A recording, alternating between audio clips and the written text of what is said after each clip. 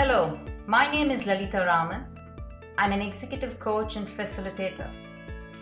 In that, I help organizations and the people working in these organizations to be successful. How do I do that? Essentially by helping them get better at what they do, by helping them overcome their challenges, using their strengths more effectively. A typical day for on my job, I must say, I think each day for me is different. How so and why so? I run my own company, and my day sometimes is spent coaching people individually or as a group or as a team. Sometimes facilitating workshops, which could be maybe an hour and a half or 2 hours, maybe one full day, 2 days or 3 days. Some other days are spent on business development where I meet people, either face-to-face or online. And one thing that's really constant every single day of the week is I do yoga, and I thoroughly enjoy it. And I also engage myself in high-intensity gym workouts, which really gives me the energy to be good at what I do. I also read and engage in personal development courses, which I consider as an essential and fulfilling part of my journey. Best part about my job is meeting people, figuring out who they are, exploring what do they want to get better at, exploring their strengths, helping them find their strengths, helping them figure out what do they appreciate about themselves. And for me, a very fulfilling moment is when I coach people and they're able to get breakthroughs in areas that they want.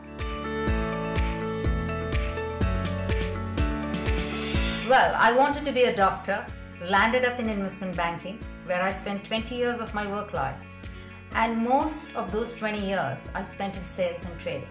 I grew tremendously in banking. And yet I came back to do my inspiration or aspiration in life, which is essentially to help people. So for the past 8 years, I'm in the business of development of people. And that essentially involves helping people to get over their challenges, managing their emotional intelligence. And when people manage their emotional intelligence well, they're able to manage their anxiety and stress in a better way.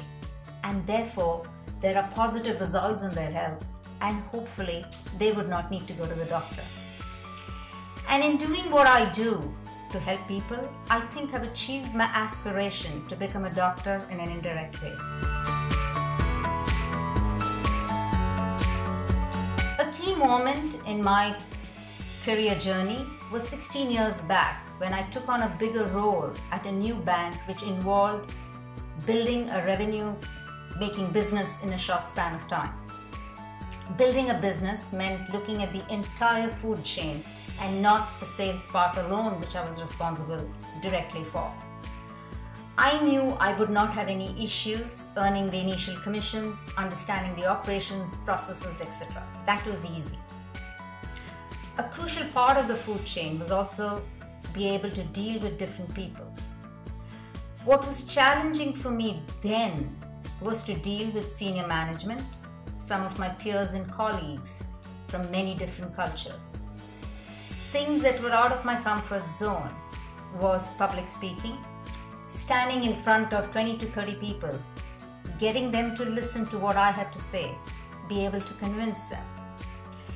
Being a direct communicator, I also had to make sure that I reframe or frame my communication in a way that it lands well on the audience, and essentially build my self-confidence and internal credibility.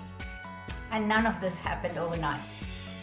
It took time, and yet I achieved it with determination, believing in myself, and tremendous support from my family.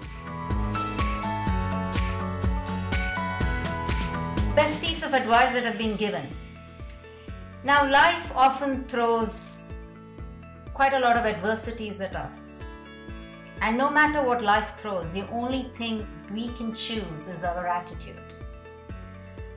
And this was not an advice that was given to me, but I have seen that my parents have chosen their attitude by leading by example And that's how I have learned from them.